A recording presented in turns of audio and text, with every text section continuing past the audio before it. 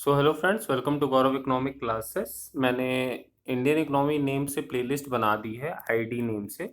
तो Indian economy development मैंने name से प्लेलिस्ट बना दी है, उसमें आप सारे लेक्चर्स देख सकते हैं। और ये मैं आपको वीके ओरी की बुक रिकमेंड करूंगा जो सीबीएसई में चलती है, उससे आप पढ़ते जाइए। आईसीएसई बोर्ड के लिए भी हेल्पफुल है, बट आईसीएसई बोर्ड के में जो फ्रैंक पब्लिकेशन की बुक चलती है उसका मैं अलग से लेक्चर्स डाल दूंगा, ठीक है। आप देखिए, और इस लेक्चर के रिगार्डिंग अगर आपको कोई भी प्रॉब्लम होती है तो मुझे आप व्हाट्सएप मेरे नंबर में मैसेज कर सकते हैं। My WhatsApp number is 8881988317। ठीक, that is my WhatsApp number. आप लोग इसमें मैसेज कर सकते हैं, मैं कोशिश करूंगा कि जल्द से जल्द आपका रिप्लाई कर दूं। हम लोगों ने सेंट्रलाइज प्लानिंग तक पढ़ा था, आज हम लोग पढ़ेंगे सक्सेस या अचीवमेंट ऑफ प्लानिंग। जो हम लोगों ने प्लानिंग करी थी उसके क्या क्या अचीवमेंट थे, सक्सेस कितनी हमें मिली, ठीक है। अब देखिए, इंक्रीज इन नेशनल इनकम। सबसे पहली बात, हमारी नेशनल इनकम काफ़ी ज़्यादा बढ़ी थी। इन नेशनल इनकम मतलब क्या होता है? नेशनल इनकम मैंने मतलब होता है जीडीपी। नेशनल इनकम मतलब क्या है? जीडीपी, ठीक है। तो जीडीपी मतलब क्या होता है? जीडीपी मतलब होता है, देखिए नेशनल इनकम की को जीडीपी भी हम बोलते हैं, और नेशनल इनकम की वैसे क्या कहते हैं, हमारी डेफिनेशन क्या होती है? नेशनल इनकम की डेफिनेशन हमारी होती है is the sum total of factor income earned by the normal resident of the country whether in the domestic territory or outside the domestic territory। मतलब नेशनल इनकम में जो हमारी फैक्टर इनकम हो वो किसके थ्रू अर्न करी गई हो? नॉर्मल रेसिडेंट के थ्रू, भले चाहे वो डोमेस्टिक टेरिटरी में करी गई हो या हमारी डोमेस्टिक टेरिटरी में ना करी गई हो। और नेशनल इनकम को हम लोग जीडीपी भी बोलते हैं। जीडीपी का मतलब होता है value of all final goods and services. सब सारे फाइनल गुड्स एंड सर्विसेज की value, value of all final goods and services produced in economy during an accounting year, ठीक है। तो सिंपल सी बात आप समझिए, आपकी नेशनल इनकम कब बढ़ेगी? जब हमारी इकोनॉमी में प्रोडक्शन काफ़ी होगा, इनकम ज़्यादा होगी, लोगों की प्रोडक्शन ज़्यादा होगा, तो हमारी नेशनल इनकम बढ़ेगी, ठीक है ना। तो देखिए यहाँ क्या लिखा है, यहाँ increase in national income indicate economic growth. अगर हमारी कंट्री में ज़्यादा प्रोडक्शन हो रहा है तो हमारी national income that is GDP बढ़ेगी। During the period prior to planning national income of India was increase, मतलब हर साल प्रायर टू प्लानिंग मतलब 1951 के पहले हमारी जो नेशनल इनकम थी वो किस हिसाब से बढ़ रही थी? 0.5% पर एनम के हिसाब से बढ़ रही थी। हर साल 0.5% पर एनम बढ़ रही थी। और इसलिए इंडियन इकोनॉमी को 1951 के पहले स्टैग्नेंट इकोनॉमी बोलते थे। स्टैग्नेंट इकोनॉमी मतलब होता है रुकी हुई economy, constant economy. Increase in national income जो हमारा फर्स्ट प्लान था, मतलब 1951 से 56 फर्स्ट जो हमारा प्लान था, उस टाइम पीरियड में हमारी जो नेशनल इनकम कितना हम लोगों ने टारगेट अचीव करा था? 4.6% पर एनम के हिसाब से हमारी बढ़ी थी नेशनल इनकम। और उस 5 साल में हमारा टारगेट कितना था? 2.1%। देखिए मैंने आपको एक बात आपको क्लियर कर देता हूं कि जो हमारे 5 ईयर के प्लान बने थे, जो हमारे 5 ईयर के प्लान बने थे, जैसे 1951 से 56 बना था, इनके कुछ ना कुछ ऑब्जेक्टिव थे और इनका कुछ ना कुछ एक परसेंटेज में, जैसे कि बोल दिया गया था कि हाँ 1951 से 56 के बीच में हमें 2.1% के हिसाब से नेशनल इनकम को ग्रो करना है। बट उस साल हमारा ग्रो कितना हो गया था नेशनल इनकम में? 4.6% का अचीवमेंट हमने करा था, मतलब कि टारगेट से ज्यादा हमने अचीव कर लिया था फर्स्ट में, ठीक है। सेकंड में क्या हुआ था? सेकंड में between the second and the 10th plan, second और 10th, सेकंड ये है और 10th ये है, 10th प्लान, सेकंड और 10th plan, the target was to raise national income by 5%। Target ये था कि हर 5 ईयर प्लान में सेकंड 5 ईयर हो या थर्ड 5 ईयर हो या फोर्थ प्लान हो या फिफ्थ प्लान हो, सिक्स प्लान हो, सेवेंथ प्लान हो, एट प्लान हो, नाइन्थ प्लान हो, 10th प्लान हो, इसमें हर प्लान में 5% से ज्यादा की हमें ग्रोथ रेट अचीव करनी है, नेशनल इनकम को अचीव करना है। बट टारगेट हमारा किसमें मैच हुआ? सिर्फ सिर्फ हमारा टारगेट मैच हुआ कब? हमारा टारगेट देखिए, सेकंड में ना ही हमने 5% अचीव करा, ना ही थर्ड में अचीव कर पाए, ना ही फोर्थ में अचीव कर पाए, जबकि टारगेट हमारा ये था कि हमें सेकंड से लेके 10th तक हमें अचीव करना है। बट हम अचीव कब से कर पाए? फिफ्थ प्लान से 10th प्लान तक हम बस अचीव कर पाए। देखिए 5.0 यहाँ हमने अचीव करा था, 5.3 यहाँ, 5.8 यहाँ, 6.5 यहाँ, 5.4 यहाँ, और 7.6 हमने 10th प्लान में करा था। मतलब बोलने का मतलब है कि हम सेकंड, थर्ड, फोर्थ में हम टारगेट अपना अचीव नहीं कर पाए। 4.1, 3.3, 3.0 था, और इन तीनों 5 ईयर प्लान में हमारा टारगेट रखा था 5% का, ठीक है। और increase in national income during the 11th plan में हमारी नेशनल इनकम कितनी ग्रो हुई थी? 7.5%, 7.5% हमारी ग्रो हुई, ठीक है। और इस साल टारगेट कितना रखा गया था, इस साल टारगेट रखा गया था 9% का, ठीक है। Increase in national income during 12th plan was 6.8, और 12th प्लान में 6.8 हुआ, बट हमारा टारगेट कितना रखा गया था, 8%, ठीक है। तो इसमें भी हमारा टारगेट अचीव नहीं हुआ। तो हम टोटली ये बोल सकते हैं कि हमारी फर्स्ट 5 ईयर प्लान और हमारा fifth, sixth, seventh, eighth and ninth and 10th, ये हमारे ऐसे प्लानिंग पीरियड था जिसमें हमने अपना टारगेट अचीव करा था, ठीक है ना। तो ये आप ध्यान रखिएगा। आपको ये परसेंटेज याद करने की जरूरत नहीं है, परसेंटेज सीबीएसई उतना नहीं पूछता है, बट क्या कहते हैं, आप ये याद रखिए कि किस प्लानिंग में हमने जो टारगेट रखा था उससे ज्यादा हमने अचीव करा, ठीक है ना। और किसी भी प्लानिंग में हम अपना टारगेट अचीव नहीं कर पाए थे, ना ही सेकंड में, ना ही थर्ड में, ना ही फोर्थ में, और ना ही 11th में, ना ही 12th में, ठीक है ना। अब देखिए, thus during most plans thus during most plan we failed to achieve the target rate of the growth, yet a deadlock was broken, a deadlock of the economic stagnation that has given। वही बात है, बोल रहा है कि काफी ऐसे plan थे जिसमें हमने अपना टारगेट नहीं अचीव कर पाया, बट एक डेडलॉक टूट गया, एक मतलब हमारा स्टैग्नेंट, जो सबसे पहले हम 1951 के पहले हमारी इकोनॉमी क्या थी, बिल्कुल एक स्टैग्नेंट इकोनॉमी थी, तो वो हमारा क्या कहते हैं, एक बिल्कुल वो चीज हट गई, ठीक है ना। हमारे इकोनॉमी में कुछ ना कुछ ग्रोथ होने लगा। पहले 1951 के प्रायर हमारा 0.5% पर एनम के हिसाब से हमारा ग्रोथ हो रहा था।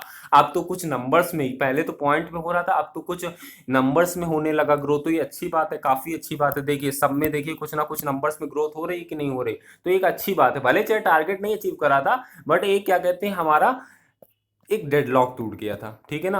मतलब बोलते नहीं है कि अब जैसे बच्चा है कि 10th में उसके 60% आए, उसने मान लीजिए 58% आए, सेकंड डिवीजन आया, बट उसने 11th में 70% आए, ठीक है, उसने टॉप नहीं करा, बट क्या कहते हैं, एक उसने कोशिश करी अच्छे नंबर लाने की, पहले से उसने इंप्रूव करा कि नहीं करा। तो यही हमारी इकोनॉमी के साथ भी हो रहा था, पहले से इंप्रूवमेंट काफी ज्यादा इसमें हुआ था। Increase in per capita income, per capita income मैंने आपको बताया था, पर कैपिटा इनकम कैसे निकलती है। पर कैपिटा इनकम मतलब होता है average income. Per capita income मतलब क्या होता है, average income. Per capita income निकालने के लिए national income upon total population कर दीजिए, आपकी पर कैपिटा इनकम निकल आ जाएगी। मतलब पर कैपिटा इनकम मतलब होती है एक आदमी की, इंडिविजुअल आदमी की इनकम कितनी है कंट्री में, ठीक है ना। तो over the time per capita income, अब टाइम के हिसाब से हमारी पर कैपिटा इनकम मतलब इंडिविजुअल आदमी की इनकम भी बढ़ी। अब देखिए लिखा है during the period prior to planning, planning के पहले, प्लानिंग के पहले मतलब ध्यान रखिएगा 1951 के पहले, 1951 के पहले जो हमारी पर कैपिटा इनकम थी वो ना के बराबर थी, ठीक है। और during the period of planning initially the pace of growth was slow. देखिए शुरुआत में जब हमारी प्लानिंग हमने करी 1951 में, हमारी जब प्लानिंग हमने स्टार्ट करी तो शुरुआत में हमारा क्या था, पेस ऑफ ग्रोथ बहुत ही ज्यादा स्लो था। शुरुआत में हमारी इकोनॉमिक ग्रोथ स्लो हो रही थी, और 2 पॉइंट उस टाइम 2.7% हमारी पर कैपिटा इनकम थी फर्स्ट प्लान में, but it picked up subsequently. But उसके बाद से हमारी जो पर कैपिटा इनकम में काफी ज्यादा ग्रोथ आई, ठीक है। 11th प्लान में हमारी पर कैपिटा इनकम में 6% की growth I. 12th plan estimated the growth rate of 5.5% per annum, 5.5% की ग्रोथ आई। 2017-18 एंड 2018-19 में भी हमारी per capita income 5.7 and 5.6 per annum की ग्रोथ आई। मतलब बोलने का मतलब ये है, आपको ये फिगर्स वगैरह नहीं याद करने हैं। बोलने का मतलब यहाँ ये आप समझिए कि इंडिपेंडेंस के पहले नहीं, प्लानिंग के पहले हमारी पर कैपिटा इनकम में बहुत ज्यादा ग्रोथ, ना के बराबर ग्रोथ हो रही थी, और प्लानिंग के बाद से काफी ज्यादा इंप्रूवमेंट आया, ठीक है। तो increase in per capita income, देखिए क्या लिखा है। अब एक बात समझिए, increase in per capita income क्या है। Increase in per capita income मतलब कि लोगों के पास, इंडिविजुअल आदमी की इनकम बढ़ रही है। इंडिविजुअल आदमी की अगर इनकम बढ़ेगी तो डिमांड भी ज्यादा करेगा, ठीक है। तो वही यहाँ बात लिखी है कि increase in per capita income, increase in per capita income, अगर ज्यादा लोगों की इनकम बढ़ेगी, per capita income, individual income अगर बढ़ेगी लोगों की, तो greater availability of the goods and services per head of the population of the country. भाई एक सिंपल सी बात, अगर लोगों की इनकम बढ़ेगी तो लोग ज्यादा से ज्यादा गुड्स की डिमांड करेंगे कि नहीं करेंगे। But the reader must bear in mind that the average rise does not show any promise of rise in quality of life of the each and country of the individual, this does account distribution of income. अब एक बात समझिएगा, यहाँ मैं आपको एक simple सी बात बताता हूँ। देखिए जो पर कैपिटा इनकम हमारी राइज हो रही है, बहुत अच्छी बात है, हमारी पर कैपिटा इनकम राइज हो रही है। पर कैपिटा इनकम हमारी जो राइज हो रही है उसका क्या मतलब है, उसका ये मतलब है कि इंडिविजुअल आदमी की इनकम काफी बढ़ रही, बट इंडिविजुअल आदमी की इनकम बढ़ रही है वो अच्छी बात है, बट जो पर कैपिटा इनकम हमारी निकाली जाती है वो टोटल, जो पर कैपिटा इनकम हमारी निकाली जाती है वो national income upon total population में निकाली जाती है, ठीक है। तो इंडिया में क्या है, इंडिया में कुछ लोग बहुत ज़्यादा अमीर हैं, कुछ लोग बहुत ज़्यादा गरीब हैं, ठीक है ना। तो जो बहुत ज़्यादा अमीर हैं तो उनकी वजह से जो ओवरऑल पर कैपिटा इनकम है, एवरेज इनकम है, वो बहुत ज़्यादा शो होने लगती है, जिसकी वजह से हमें लगता है कि हाँ सबके पास कुछ ना कुछ पैसा है। बट जरूरी नहीं कि अगर इंडिया में पर कैपिटा इनकम ग्रोथ हो रही है तो सबकी इनकम ग्रोथ हो रही है। पर कैपिटा इनकम उन अमीरों की वजह से भी ग्रोथ होती है जो काफी अमीर हैं, उनकी वजह से भी ग्रोथ होती है, ठीक है ना। तो पर कैपिटा इनकम मतलब ये नहीं कि लोगों की भलाई हो रही है, ठीक है ना। पर कैपिटा इनकम एक प्रॉपर मेजर नहीं है लोगों के वेलफेयर को दिखाने का, ठीक है ना। पर कैपिटा इनकम इसलिए भी बढ़ती है क्योंकि पर कैपिटा इनकम हम टोटल पॉपुलेशन लेते हैं, तो टोटल पॉपुलेशन और नेशनल इनकम लेते हैं। अब कुछ अमीर भी हैं जिनकी बहुत ज़्यादा इनकम होती है, तो वो एक ओवरऑल फिगर दिखेगा तो दिखेगा कि हमारी पर कैपिटा इनकम काफ़ी ज़्यादा है, ठीक है ना। बट अगर देखा जाए इंडिविजुअल को तो इंडिविजुअल के हिसाब से हमारी पर कैपिटा इनकम बहुत कम है। तो वही बात लिखी है कि यहाँ उसने यही बोला है, यहाँ उसने यही बोला है कि रीडर जो है उनके दिमाग में ये रहना चाहिए कि अगर कोई पर कैपिटा इनकम बढ़ रही तो इसका मतलब ये नहीं कि क्वालिटी ऑफ लाइफ हर एक आदमी की बहुत अच्छी हो गई है। डिस्ट्रीब्यूशन ऑफ इनकम, आपको तो पता ही है हमारे यहाँ डिस्ट्रीब्यूशन ऑफ इनकम, लोगों के पास इनकम की इनइक्वालिटी है, किसी की इनकम ज़्यादा है किसी की इनकम कम है, तो जिसकी इनकम ज़्यादा है उसकी वजह से पर कैपिटा इनकम इंडिया की बढ़ जाती है और हमें लगता है बहुत ही अच्छा काम चल रहा है, ठीक है। ऐसा कुछ नहीं होता है, बट ठीक है ना। इसके भी कुछ ड्रॉबैक्स हैं, तो वही मैंने बताया आपको। Rise in saving and investment, saving और इन्वेस्टमेंट प्लानिंग टाइम पीरियड हमारी काफ़ी ज़्यादा बढ़ गई थी। During the 5 year plan there has been considerable increase in the rate of saving, लोग काफ़ी ज़्यादा सेविंग करने लगे थे, काफ़ी ज़्यादा इन्वेस्टमेंट करने लगे थे। इन 1950 rate of saving was 9.5% of national income. मान लीजिए अगर किसी की 100 रुपये इनकम है 1950 में, तो वो 9 रुपये अपने बचा रहा था 1950 में। और 2011 में अगर किसी आदमी की 100 रुपये इनकम है, 2011 में अगर किसी आदमी की 100 रुपये इनकम है तो वो अपने 31 रुपीज को सेव कर रहा था, ठीक है ना। मतलब देख रहे हैं ना आप कितनी सेविंग बढ़ गई। 1950 में क्या हो रहा था, 1950 में हमारा 100 रुपये अगर इनकम है तो लोग 9.5 रुपये बचा रहे थे, और 2011 में क्या होने लगा कि हमारा 31 पर लोग रुपए बचाने लगे 100 रुपये में से, और 2017-18 में 30 रुपीज बचा रहे थे 100 रुपये में। यही बात इन्वेस्टमेंट में भी हो रहा था। इन्वेस्टमेंट को हम लोग क्या बोलते हैं, इन्वेस्टमेंट को हम लोग कैपिटल फॉर्मेशन बोलते हैं, ठीक है, मैंने आपको बताया था। तो 1950 में हमारा इन्वेस्टमेंट कितना हो रहा था, अगर किसी भी आदमी की 100 रुपये इनकम है तो उसमें से 9 रुपये इन्वेस्ट कर रहा था। और 2017-18 में अगर किसी भी आदमी की 100 रुपये इनकम है तो 32 रुपये वो क्या कर रहा था, इन्वेस्ट कर रहा था, ठीक है ना। तो 1951 के कंपैरिजन में हमारी इन्वेस्टमेंट काफी ज्यादा है, हो गई थी, ठीक है ना। तो इंक्रीज हुई थी काफी ज्यादा। वही बात है कि बच्चे 10th में था उसके 60% आए, और 11th में गया तो उसके 75 आए। तो 10th का अगर कंपैरिजन करा जाए तो बहुत ही ज्यादा इंक्रीज हुआ है, ठीक है ना। मतलब काफी ज्यादा उसने इंप्रूवमेंट करा है। ये जो फिगर है हमारा, ये अगर डेवलप्ड कंट्रीज के कंपैरिजन में देखा जाए तो कुछ नहीं है, बट हम लोगों का जो पास्ट था उसके कंपैरिजन में अगर देखा जाए तो ये बहुत कुछ है, ठीक है ना, क्योंकि हमें ब्रिटिशर्स ने पूरा एक्सप्लॉइट कर दिया था। वही बात है पूरी चीजें, ठीक है। अब देखिए, और हम लोग जानते हैं अगर हम लोग इन्वेस्टमेंट या सेविंग करेंगे तो एक प्रिंसिपल ड्राइवर है। अगर इकोनॉमी में इन्वेस्टमेंट सेविंग नहीं होगा तो इकोनॉमिक ग्रोथ भी नहीं होगी, ठीक है। इंस्टीट्यूशनल और टेक्निकल चेंजेस क्या थे, 5 year plan have contributed development of agriculture. देखिए 5 ईयर प्लान में एग्रीकल्चर में बहुत ज्यादा फोकस करा गया।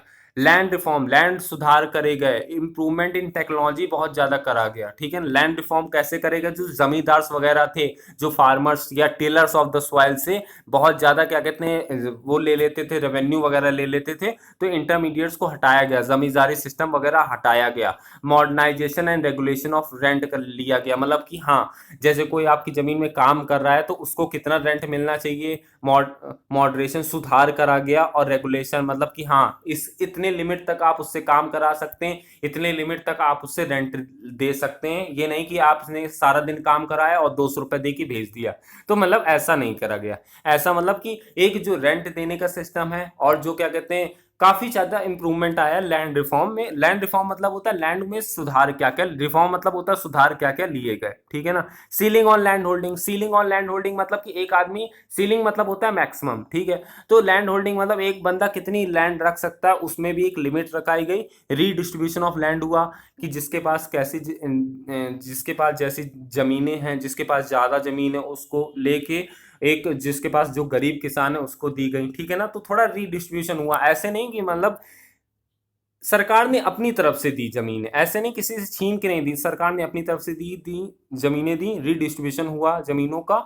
और optimising holding site through consolidation of holding, जिसके पास जमीनें स्कैटर्ड थी, जैसे किसी के पास जमीन एक यूपी में एक पंजाब में है, तो उसकी लैंड को कंसोलिडेट करा गया, इकट्ठा करा गया कि आप एक ही जगह जमीनें रखिए, आप ऐसे फैला के ना रखिए, एक यूपी में हरियाणा में ऐसे ना रखिए, क्योंकि आप अगर ऐसे जमीन फैला के रखेंगे, एक यूपी में है एक हरियाणा में है, मतलब प्लांटेशन पर्पस के लिए, एग्रीकल्चर पर्पस के लिए, तो आपकी जो कॉस्ट ऑफ प्रोडक्शन है वो काफी ज्यादा लगेगी। क्यों? क्योंकि आप एक दिन कल्टीवेशन यहाँ कर रहे हैं, फिर अगले दिन पंजाब में कर रहे हैं, तो आपकी कॉस्ट ऑफ प्रोडक्शन काफी ज्यादा लगेगी।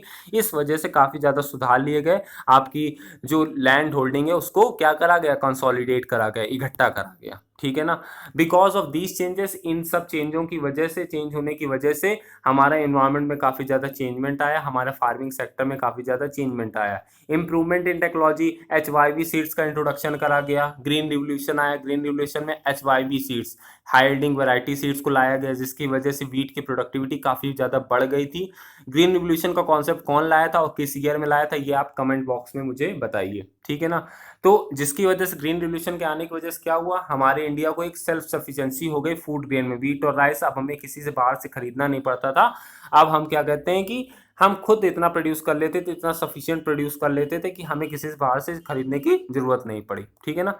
अब देखिए फिफ्थ पॉइंट क्या है, growth and diversification of industry. Growth and diversification of industry, 5 year plan gave a big push. देखिए 5 ईयर प्लान मतलब कि 1951 से हमारा जो प्लान स्टार्ट हुए थे, उसने एक बिग पुश दिया, एक मतलब एक अच्छा सा धक्का दिया, किसको, बेसिक और कैपिटल गुड्स इंडस्ट्रीज को। मतलब बेसिक मतलब जो नॉर्मल जो एम्प्लॉयमेंट देती, मीडियम जो स्मॉल साइज इंडस्ट्रीज होती हैं, और कैपिटल गुड्स इंडस्ट्रीज मतलब कि जो मशीनें बनाती हैं, तो इनको एक बेसिक पुश दिया कि ये भी ग्रोथ हो इंडिया में। जैसे आयरन एंड स्टील आती हैं, capital goods, machinery, chemical, fertilisers, इन सबको एक बिग पुश दिया, एक पैसे इनके ऊपर ध्यान दिया सरकार ने कि इनको भी हमें डेवलप करना चाहिए। तो during the planning period growth rate of industrial production 7% के हिसाब से हो रहा था। 11th प्लान में हमारा इंडस्ट्रियल प्रोडक्शन 7.2% के हिसाब से हुआ, और जो 2018-19 में 6.9% के हिसाब से ग्रो कर रहा था, ठीक है ना। मतलब कि ये दिखा रहा है कि हाँ इस साल हमारा 7% ग्रो हुआ, फिर उसके बाद अगले साल हमारा 6.9% ग्रो हुआ, मतलब ग्रोथ दिखा रहा है, ठीक है ना। किसी साल ज्यादा ग्रोथ हुई, किसी साल कम ग्रोथ हुई, बट ग्रोथ हुई। इंडस्ट्रियल प्रोडक्शन की एक नींव रखी जा चुकी थी, और हमारे यहाँ काफी ज्यादा ग्रोथ होने लगी थी। Consumer goods industries, consumer goods मतलब जो गुड्स कंज्यूमर कंज्यूम करते हैं, जैसे क्लोथ्स वगैरह, तो हमारे यहाँ वो सारी इंडस्ट्रीज भी क्या हो रही थी, ग्रो हो रही थी। और उसके उस कंज्यूमर गुड्स इंडस्ट्रीज में भी हमने सेल्फ सफिशिएंसी कर ली थी। सेल्फ सफिशिएंसी जैसे हम ब्रिटेन वगैरह से कपड़े वपड़े इंपोर्ट करते थे, तो अब हम अपने यहाँ के ही कपड़े बना रहे थे और अपने यहाँ के ही कपड़े कंज्यूम कर रहे थे। तो इंडिया इज नाउ रैंक्ड, ये इंपॉर्टेंट लाइन है, India is now ranked as the 10th largest industrial economy in the world. तो इंडिया इन सब चेंजेस की वजह से इंडिया को 10th लार्जेस्ट इंडस्ट्रियल इकोनॉमी बोल दिया गया है, कि मतलब 10वें ऐसे नंबर में है जहाँ इंडस्ट्रियल प्रोडक्शन खूब होता है, ठीक है। इकोनॉमिक इंफ्रास्ट्रक्चर मैंने आपको बताया था, इकोनॉमिक में आता है क्या, एक होता है इकोनॉमिक, एक होता है सोशल। इकोनॉमिक में आता है means of transportation, communication, irrigation, power generation capacity, banking and insurance facilities, ये सब इकोनॉमिक में आते हैं। ये डिफरेंस याद रखिएगा, पेपर में आ सकता है। एक होता है इकोनॉमिक इंफ्रास्ट्रक्चर, एक होता है सोशल इंफ्रास्ट्रक्चर, ठीक है ना। तो during the planning period time economic infrastructure में काफ़ी ज़्यादा ध्यान दिया गया। Indian railway has become one of the world largest, हमारा इंडियन जो रेलवे है वो वर्ल्ड का लार्जेस्ट रेलवे नेटवर्क बन गया, इतना ज़्यादा ध्यान दिया गया। हमारी पावर जनरेशन कैपेसिटी काफ़ी ज़्यादा बढ़ गई, जो कि 1950 में 1950 में 2300 मेगावाट हम सिर्फ प्रोड्यूस करते थे, अब हम 3 लाख मेगावाट प्रोड्यूस करने लगे। 2019 का ये आखिरी फिगर है। हमारे यहाँ की आईटी सेक्टर में बहुत ज़्यादा ग्रो हुआ, हम ग्लोबल प्लेयर इंटरनेशनल लेवल में एक पहचाने जाने लगे। हमारे यहाँ का इतना आईटी सेक्टर का हमारा ग्रोथ हुआ, सर्विस सेक्टर हमारा इतना ग्रोथ हुआ। सोशल इंफ्रास्ट्रक्चर, हेल्थ और एजुकेशन में भी काफ़ी ज़्यादा ध्यान दिया गया प्लानिंग टाइम पीरियड में। हेल्थ और एजुकेशन सोशल इंफ्रास्ट्रक्चर में आते हैं। These have recorded significant rise, significant इसमें भी राइज हुआ। और मैंने आपको बताया था डेथ रेट, जैसे कितने लोग मर रहे हैं, तो 6.3 पर 1000, अब 1000 में 6 लोग मर रहे हैं 2017 में, और 1951 में 1000 में 27 लोग मर जाते थे। ठीक है ना, तो इसका मतलब क्या है, इंप्रूवमेंट हुआ। 1951 में 27 लोग मर रहे थे 1000 में, और अब क्या कहते हैं 6.3 2017 में डेथ हो रही थी, तो एक इंप्रूवमेंट हुआ। सोशल इंफ्रास्ट्रक्चर में काफ़ी ज़्यादा इंप्रूवमेंट हुआ। लाइफ एक्सपेक्टेंसी 1951 में एक बंदा 32 ईयर्स लिव करता था, अब 69.4 ईयर्स लिव करता है 2018 के डेटा के हिसाब से। As regard as educational facilities काफ़ी ज़्यादा बढ़ी, स्कूल जाने वाले बच्चे 3 गुना बढ़े, 3 फोल्ड बढ़े, और कॉलेज जाने वाले बच्चे 5 गुना बढ़े। ठीक है ना, मतलब 1951 में जितने बच्चे जाते थे उससे 3 गुना बच्चे आज के टाइम स्कूल जाते हैं, और कॉलेज जाने वाले 5 गुना जाने लगे। ठीक है ना। अब एम्प्लॉयमेंट भी serious efforts have been made. देखिए एम्प्लॉयमेंट में भी काफ़ी ज़्यादा ध्यान दिया गया प्लानिंग टाइम पीरियड में। ये प्लानिंग टाइम पीरियड की सारी खास बातें बता रहा है। ठीक है ना। अब देखिए क्या लिखा है कि during the 11th plan unemployment rate, बेरोजगारी का रेट, बेरोजगार 8.3 था। ठीक है, इन 2004 में 8.3% लोग क्या थे, अनएम्प्लॉयड थे, और वही 2011 में कितना हो गया 5.6, मतलब कि अनएम्प्लॉयमेंट रेट पहले 8.3 था, कब 2004 में, आप क्या कहते हैं हमारा 5.6% हो गया था, कब 2011-12, मतलब कि कम हुआ। फिर उसके बाद 2018 में फिर से थोड़ा बढ़ गया, 6.9% हो गया हमारा। ठीक है ना। और 12th 5 ईयर प्लान का आप मुझे डेट बताइए। 12th 5 ईयर प्लान का टाइम पीरियड था 2012 से 2017। 2012 से 2017 के बीच में गवर्नमेंट ने अपना टारगेट रखा था कि उससे 50 मिलियन लोगों को एम्प्लॉयमेंट, रोजगार देना है। ठीक है, 1 मिलियन में होते हैं 10 लाख, 1 मिलियन में कितने होते हैं 10 लाख, तो 50 मिलियन लोगों को एम्प्लॉयमेंट देना है। गवर्नमेंट ने टारगेट रखा था, अब अचीव हुआ नहीं अचीव हुआ ये आपका काम है।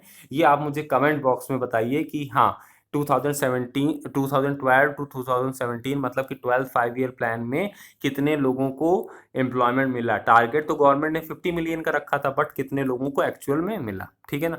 इंटरनेशनल ट्रेड मतलब कि एक्सपोर्ट एंड इम्पोर्ट हमारा कितना हुआ। हमारा पहले तो एक्सपोर्ट ज़्यादा होता था, इंपोर्ट कम होता था, बट एक्सपोर्ट जो ज़्यादा होता था वो किसको बेनिफिट पहुंचा रहा था, ब्रिटिश इकोनॉमी को पहुंचा रहा था बेनिफिट। तो 1948 में the value of foreign trade कितना होता था हमारी कंट्री से 1948 में 792 करोड़ का, और 2018 में कितना होने लगा था 1 10 100 1000 10,000 लाख 10 लाख 59 लाख का हमारा फॉरेन ट्रेड हो रहा था। मतलब देखिए कितना इंप्रूवमेंट, 792 और 2018 में देखिए 59 लाख का, इतना ज़्यादा फॉरेन ट्रेड, मतलब इतने ज़्यादा एक्सपोर्ट इंपोर्ट हो रहा था, इतने रुपए का एक्सपोर्ट एंड इंपोर्ट हो रहा था। Composition of export and import मतलब होता है किस टाइप के गुड्स एक्सपोर्ट और इंपोर्ट हो रहे थे, किस टाइप के गुड्स एक्सपोर्ट एंड इंपोर्ट हो रहे थे।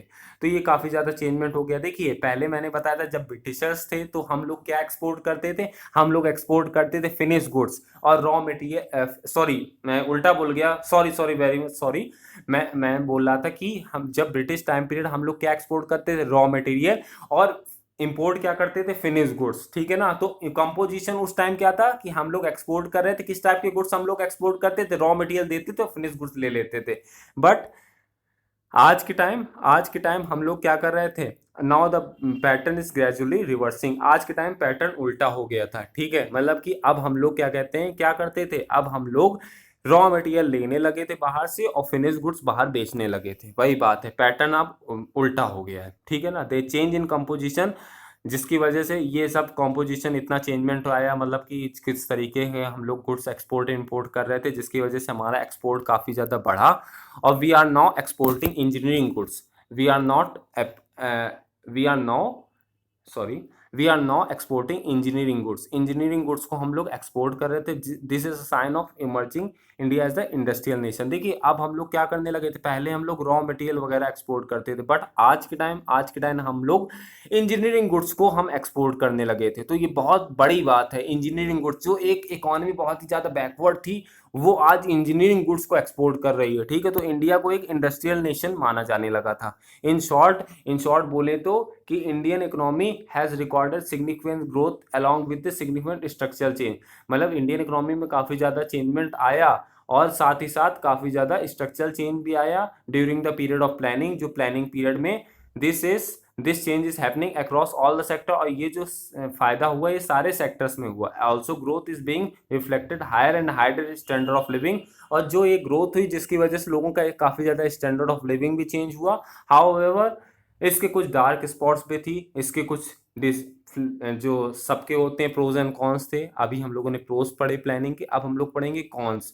कॉन्स मतलब कि क्या क्या फेलियर्स ऑफ प्लानिंग, क्या कौन कौन से सेक्टर्स में जो हमारा प्लानिंग जो हमने प्लानिंग करी थी प्लानिंग कमीशन ने, तो वो फायदा नहीं पहुंचा भाई, ठीक है ना। तो thank you very much guys, next lecture का वेट करिए और नेक्स्ट लेक्चर में मैं इसके आगे का बता दूंगा, ठीक है। Thank you very much.